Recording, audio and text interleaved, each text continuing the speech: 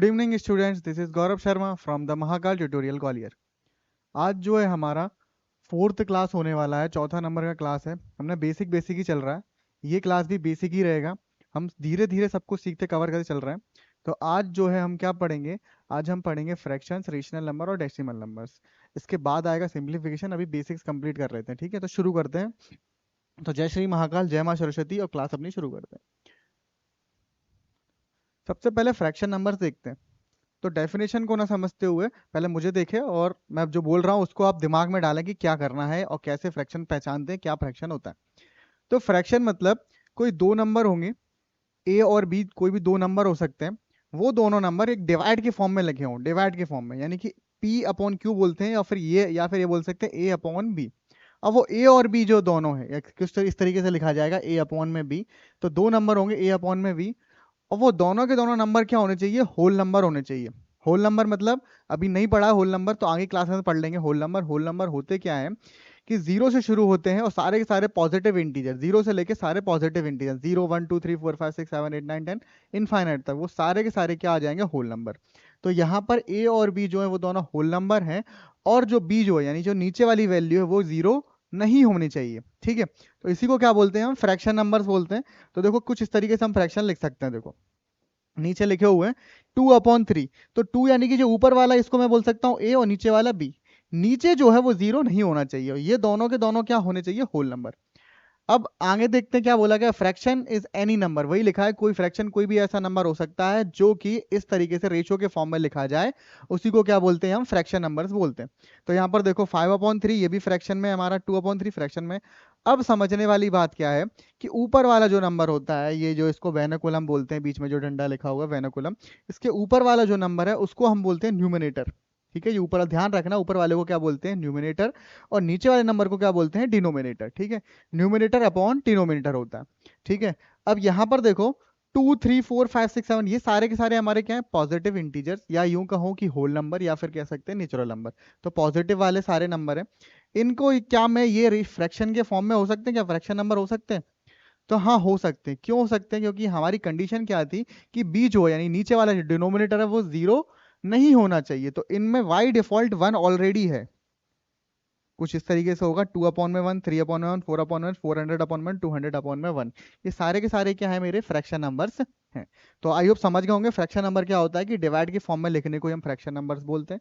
Condition ये है कि नीचे वाली वैल्यू डिनोमिनेटर वो जीरो नहीं होनी चाहिए, और दोनों के दोनों होल नंबर्स होने चाहिए। क्लियर? अब नेक्स्ट चलते हैं।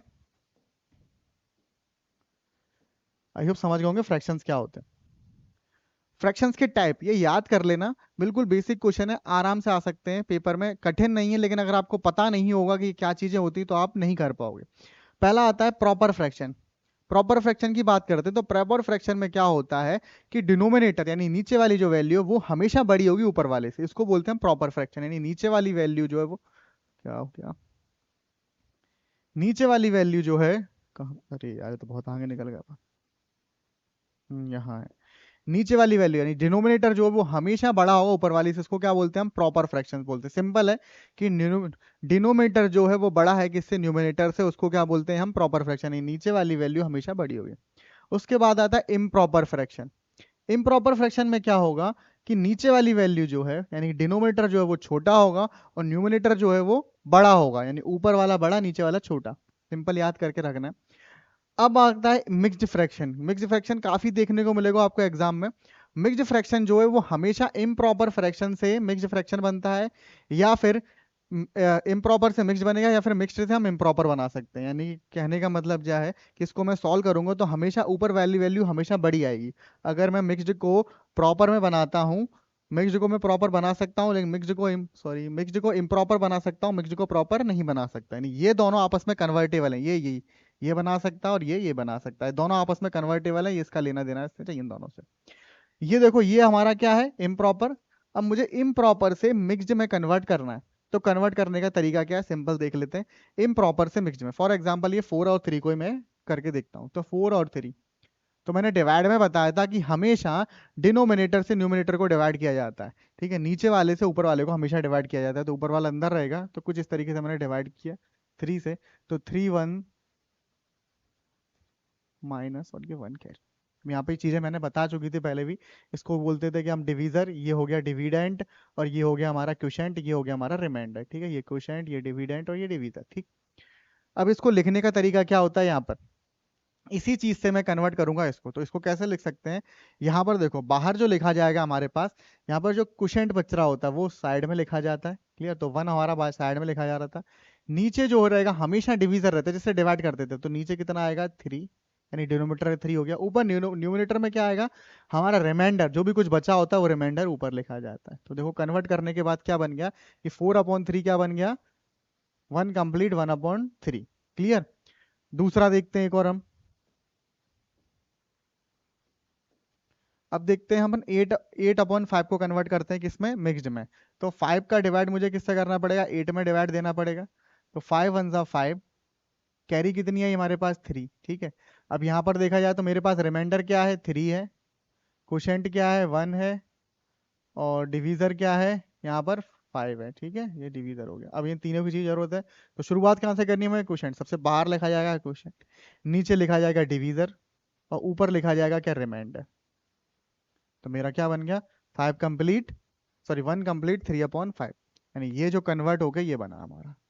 ठीक, ये हमें आना चाहिए, पेपर में बहुत इंपॉर्टेंट है, बाद में क्वेश्चंस भी करवाऊंगा मैं इसके। अब उसके आगे देखते हैं। अब मिक्स्ड से मुझे इम्प्रॉपर बनाना है। मिक्स्ड से इम्प्रॉपर फ्रैक्शन कैसे बना सकता हूं मैं, मिक्स्ड से इम्प्रॉपर। तो मिक्स्ड से इम्प्रॉपर बनाने का तरीका बहुत आसान है, सिंपल। जैसे ये था 1 और 1/3, तो यहाँ पर ऑपरेशन मुझे कुछ तरीके से करने। ये 3, यानी कि ये जो डिवीजर था, डिवीजर का इनटू किससे करना है मुझे, यहाँ पर क्वोशेंट से इसके साथ इनटू, और जो भी कुछ आंसर आया उसके साथ इसमें प्लस कर देना है। और ऊपर वाली जो भी कुछ आएगा वो ऊपर लिखा जाएगा, नीचे 3 का 3 रहेगा। तो कैसे, देखो 3 का इंटू 1 से 3, प्लस 1 कितना हो जाएगा यहाँ पर, ये नहीं सॉरी, ये मैंने हाँ यही तो, 3 का इंटू 3 से प्लस 1 यानी 4, तो 4 अपॉन में क्या था 3। सिमिलरली देखो इसको भी कन्वर्ट करते हैं, उसका क्या था 1 कंप्लीट 3/5। तो यहाँ पर क्या होगा, पहले इंटू, और फिर क्या होगा यहाँ पर प्लस। तो 5 × 5 + 3 कितना हो जाएगा 8, और नीचे का नीचे सेम रखना है। ठीक है, एक तरीका तो ये है। या फिर दूसरा तरीका क्या कर सकते हैं, 1 कंप्लीट है साथ में 1/3 इनकम्प्लीट है, तो इनको प्लस कर सकते थे, 1 + 1/3। अभी मैंने फ्रैक्शन और रेशनल नंबर को ऐड करना नहीं सिखाया है, आगे सिखाऊंगा, फिर भी आई होप बच्चों को आता होगा, और नहीं आता है तो आगे की वीडियो में आप सीख लोगे। तो क्या करना है मुझे यहाँ पे, सबसे पहले लेना होता है एलसीएम। तो मैंने यहाँ पर एलसीएम लिया 3, तो यहाँ पर 1 होगा, तो 1 और 3 का एलसीएम। अब क्या करना है, इस नंबर से यहाँ पे डिवाइड कर देना 3 का, तो 1/3 1, सॉरी 1/3 कितना 3, और ऊपर वाले से क्या कर देना इंटू, 3 × 1 कितना 3, प्लस फिर से वही 3 का डिवाइड 3 से कितना 1, और 1 × 1 1, तो आंसर कितना आ जाएगा यहाँ पर 4/3। तो यही तो मेरा था 4/3। यहाँ आगे सीखेंगे हम, फिलहाल इतना समझते हैं। ये 3 चीजें, ये 2 चीजें ज्यादा इंपॉर्टेंट है। और ये क्वेश्चन जो है proper improper mixed like unlike equivalent इसलिए बता रहा हूँ कि पेपर में क्वेश्चन आ सकता है, which of the following pair is a proper fraction, which of the following pair of the fraction is a unlike fraction, इस तरीके से क्वेश्चन आ सकते हैं। तो हमें डेफिनेशन पता होना चाहिए। अब नेक्स्ट देखते हैं लाइक फ्रैक्शन। लाइक फ्रैक्शन बहुत आसान है। लाइक फ्रैक्शन में कुछ नहीं है, सिर्फ मुझे चेक करना है क्या डिनोमिनेटर सभी फ्रैक्शंस का सेम है। अगर सभी फ्रैक्शंस का डिनोमिनेटर यानी कि नीचे वाली वैल्यू सेम है, तो वो मेरा क्या बन जाएगा, वो बन जाएगा मेरा लाइक फ्रैक्शन। बात करते हैं अनलाइक फ्रैक्शन की, तो अनलाइक फ्रैक्शन इसका उल्टा है, यानी डिनोमिनेटर और नोमिनेटर दोनों ही सेम नहीं होने चाहिए आपस में, यानी सारे सारे अलग हैं, तो हमारा क्या हो गया अनलाइक फ्रैक्शन, आसान। फिर आता है मोस्ट इंपॉर्टेंट इक्विवेलेंट फ्रैक्शन, इससे कई क्वेश्चन आए हुए हैं तो देखना है। इक्विवेलेंट फ्रैक्शंस का मतलब क्या होता है कि कई फ्रैक्शन होंगे, पेयर ऑफ फ्रैक्शंस है, वो फ्रैक्शन उनकी वैल्यू सबकी सेम है। कैसे सेम है देखते हैं, जैसे कि फॉर एग्जांपल 4/3 था। अब 4/3 8/6 के कैसे बराबर हो जाएगा, इसको हम कैंसिल करके देखते हैं, हम 2 से दोनों को काट देते हैं। तो 2 से किया, तो 2 4 जा 8 और 2 3 जा 6, तो बन गया 4/3। सिमिलरली इसको भी करते हैं, इसको 3 से कैंसिल करते हैं, 3 4 जा 12 और 3 3 जा, तो तीनों के तीनों क्या बन गया 4/3, ये भी बन गया 4/3 और ये भी बन गया 4/3, तो तीनों क्या हो गए आपस में इक्वल हो गए। तो इक्विवेलेंट फ्रैक्शन का मतलब क्या होता है कि सारे के सारे फ्रैक्शन जो है वो आपस में सेम है। ठीक है, ये इक्विवेलेंट फ्रैक्शन हमारा बन गया। क्लियर। अब नेक्स्ट चलते हैं, फ्रैक्शन के बाद आते हैं अब रेशनल नंबर से। सिर्फ आपको इंट्रो दे रहा हूँ, ज्यादा कठिन नहीं, आगे समझाऊंगा और ज्यादा कैसे क्या सॉल्व करते हैं, आगे बहुत अच्छे क्वेश्चन आते हैं इन फ्रैक्शन से। अरेंजमेंट आता है, एडिशन आता है, सब्ट्रैक्शन आता है, बहुत कुछ आता है। तो फिलहाल आप देखते हैं अब इसके बाद रेशनल नंबर। अब रेशनल नंबर की बात, कई लोग समझते हैं कि रेशनल नंबर और फ्रैक्शन सेम है, तो कहा जाए तो काफी हद तक सेम है, लेकिन जो डिफरेंस है वो मैं बता रहा हूँ। पहला फ्रैक्शन में डेफिनेशन मैंने देखा था कि वो ए अपॉन बी के फॉर्म में हो या फिर फ्रैक्शन के फॉर्म में हो, ए अपॉन बी के फॉर्म में रहते हैं। वो ए और बी दोनों क्या है, होल नंबर है। यहाँ पर थोड़ा चेंज हो जाता है, यहाँ पर वो ए और बी होल नंबर ना होते हुए इंटीजर्स हो जाएंगे। सर इससे फर्क क्या पड़ा? इससे फर्क ये पड़ा कि वो फ्रैक्शन था, वो सारे के सारे हमारे आंसर पॉजिटिव के ही थे। यहाँ पर जैसे ही इंटीजर किया तो इंटीजर तो हमारा नेगेटिव में भी जाता है ना, तो यहाँ पर वैल्यू नेगेटिव में भी जा सकती है। ठीक है, क्लियर? अब जैसे कि यहाँ पर क्या था कि 2 माइनस का हो गया, ये दोनों क्या किसके हो गए, नेगेटिव के। ये दोनों ये भी नेगेटिव का, ये दोनों ये भी नेगेटिव का, ये पॉजिटिव के हो गए, तो ये भी फ्रैक्शन हो सकता है। यानी इंटीजर्स ए और बी क्या होंगे, इंटीजर होंगे। A rational number is a number that is the form of A upon where A and B are integer. ठीक है, वहां पर होल नंबर था, यहाँ पर क्या है, इंटीजर है। B is not equal to zero, B zero के बराबर है। सेम वही चीज, सेम कंडीशन, बस फर्क कितना है कि वहां पर होल नंबर था, यहाँ पर क्या है, इंटीजर्स हो गए। क्लियर? सेम वही चीज है, कुछ डिफरेंस नहीं है। एक चीज याद रखना कि सारे के सारे फ्रैक्शंस जो हैं, सारे के सारे फ्रैक्शन जो हैं वो रेशनल नंबर्स हो सकते हैं, लेकिन सभी रेशनल नंबर जो है वो फ्रैक्शन नहीं हो सकते। कैसे? क्योंकि फ्रैक्शन आ गया 2/7, ठीक है, मान लिया, तो पॉजिटिव का 2/7 है तो वो रेशनल नंबर के अंदर भी आता है। लेकिन अगर मेरा आ गया -2/7 तो वो इंटीजर, सॉरी, वो रेशनल नंबर तो होगा लेकिन फ्रैक्शन नहीं होगा। तो वही चीज है, ऑल फ्रैक्शंस और fractional numbers are rational number, but all rational numbers are not fractions. Clear? तो ये क्वेश्चन आ सकता है पेपर में, बिल्कुल आसान। कैसे का स्टेटमेंट देके पूछ लेगा। अब एक और क्वेश्चन आ जाता है, क्या जीरो हमारा रेशनल नंबर होगा? क्या जीरो हमारा रेशनल नंबर होगा? हाँ होगा। क्यों होगा? क्योंकि रेशनल नंबर की कंडीशन क्या थी कि वो जो है ए अपॉन बी के फॉर्म में होना चाहिए, ए डिवाइडेड बाई बी होना चाहिए, लेकिन बी जो है वो जीरो नहीं होना चाहिए। क्या ए के बारे में कुछ दिया था? नहीं। ऊपर वाले के बारे में कुछ बोला था क्या? नहीं बोला था। तो ऊपर वाला अगर मेरा जीरो हो जाता, ए अगर जीरो हो गया, नीचे कुछ भी बना रहा तो भी हमारा आंसर जीरो आएगा, तो हमारा वो क्या बन जाएगा, जीरो रेशनल नंबर हो जाएगा। ठीक है, क्या बोला गया, rational number as represented in P upon B Q form where Q is not equal to zero. मैंने आगे ए अपॉन बी लिख दिया था या पी अपॉन बी लिख दिया था, कई जगह पर डी अपॉन में से कुछ भी हो सकता है। ये जो है ना पी अपॉन में क्यू, ये नंबर की बात हो रही है, अल्फाबेट में मैं कोई भी रिप्रेजेंट कर सकता हूँ। बट क्या इक्वल टू जीरो, क्या यानी कि क्यू था वो जीरो होना चाहिए, बट पी में भी जीरो, पी जीरो हो सकता है। So zero can be return in any one of the following form, जैसे 0/3, 0/4, जीरो। अब इन सब की वैल्यू में सॉल्व करूंगा तो आंसर क्या है, जीरो आएगा। तो जीरो आएगा तो ये मेरा क्या हो जाएगा, रेशनल नंबर। ये क्वेश्चन है, इंपॉर्टेंट है, याद करके चलना है आपको, समझना है, रटना नहीं। क्लियर? नेक्स्ट करते हैं अपन। अब बात करते हैं डेसिमल नंबर्स की। बहुत आसान डेसिमल नंबर्स है। डेसिमल नंबर क्या होता है कि एक तो प्रॉपर पार्ट होता है, दूसरा पॉइंट वाला यानी डेसिमल वाला पार्ट होता है। फॉर एग्जांपल अगर मैं बात करता हूँ, मुझे किसी व्यक्ति को 1.5 सामान यानी कि एक तो पूरा कंप्लीट देना है और एक आधा देना है, तो कंप्लीट को तो मैं पूरा प्रॉपर पार्ट में ले जाऊंगा, जो आधा है तो आधा यानी 1/2, फ्रैक्शन के फॉर्म में हो गया 1/2 या फ्रेक्शनल नंबर के फॉर्म में 1/2, उस आधे को कन्वर्ट करूंगा तो वो 0.5 होगा।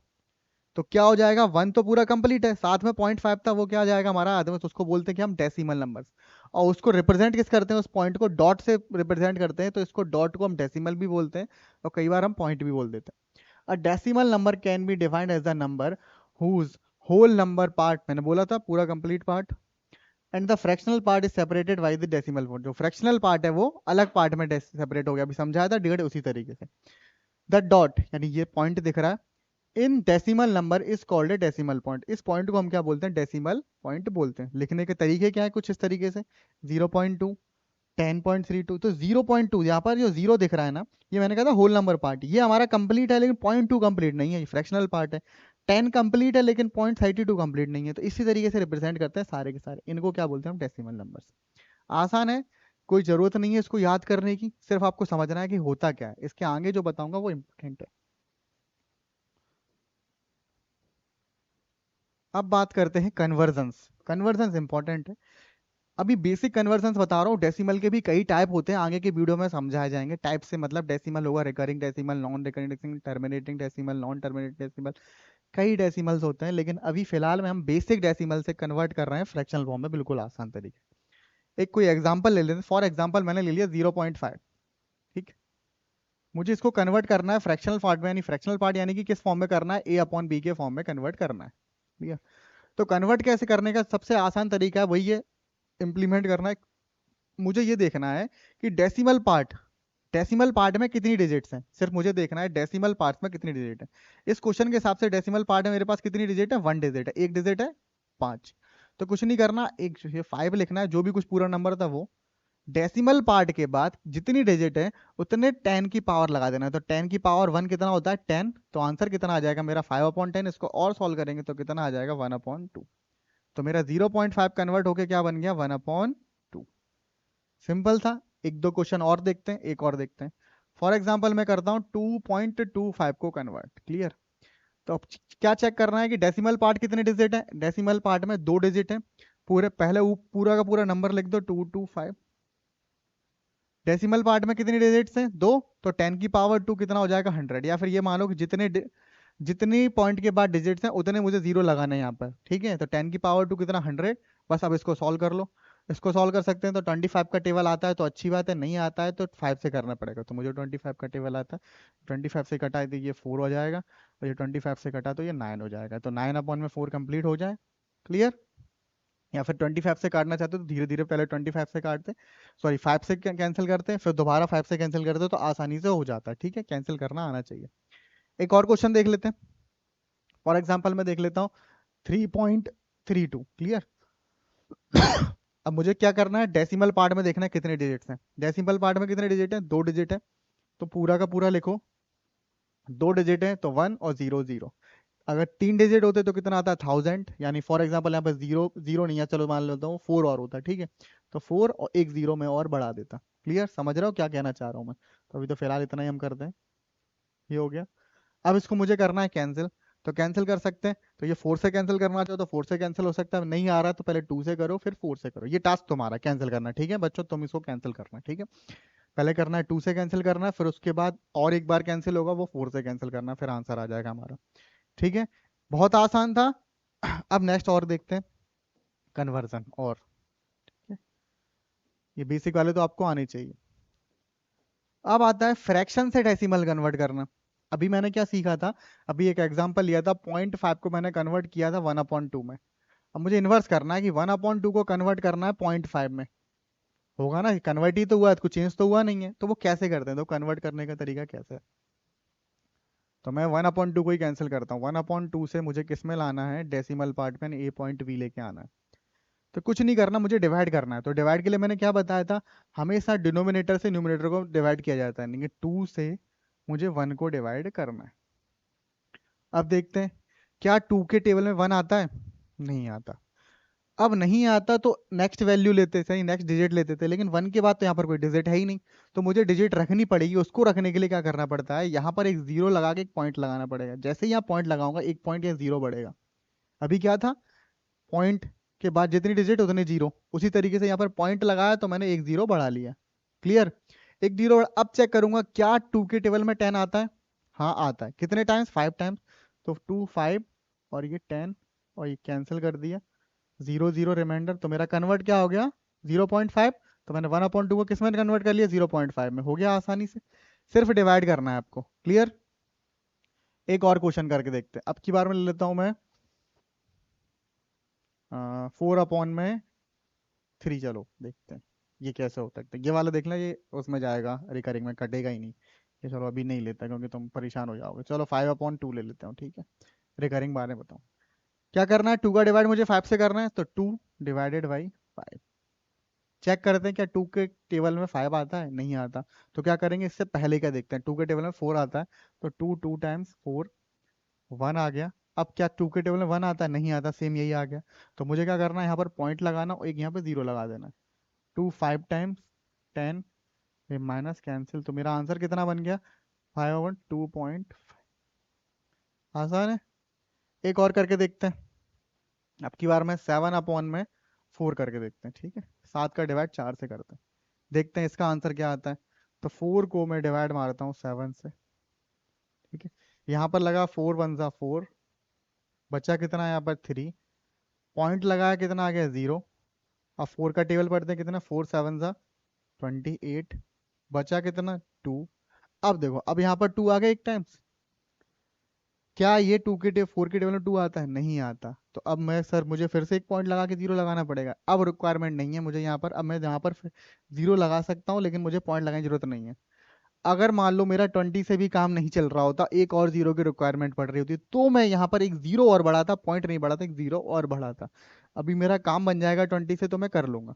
तो कितने, 2 4 5 जा 20, कैंसिल हो गया। तो मेरा आंसर क्या बन गया? 7/4 का आंसर क्या था? 1.75। यानी ये कन्वर्ट हो गया फ्रैक्शन से डेसिमल। तो बहुत आसान है, आप कन्वर्ट कर सकते हैं। इसकी वर्कशीट जो है आपको इसी वीडियो की लिंक डिस्क्रिप्शन में मिल जाएगा, या फिर उस ग्रुप में मिल जाएगा। ठीक है, जो ग्रुप ज्वाइन करने को बोला था मैंने प्रीवियस वीडियो में, और सानू सर ने अपनी वीडियो में बोला था। तो वहां से आप इसकी वर्कशीट डाउनलोड कर सकते हैं। वर्कशीट डाउनलोड करने के बाद आप उसको सॉल्व करना है। सॉल्व करने के बाद आपको आंसर शीट भी मिल जाएगी अगले वीडियोस में, अगली वीडियो की लिंक में, या फिर उस चैनल पे आपको मिलती रहेगी। ठीक है, अब लेकिन एक बार उस चैनल को आपको ज्वाइन करना बहुत जरूरी है। ठीक है, तो आज के लिए इतना ही है, मिलते हैं अगले वीडियो में, तब तक के लिए बाय बाय। Thank you.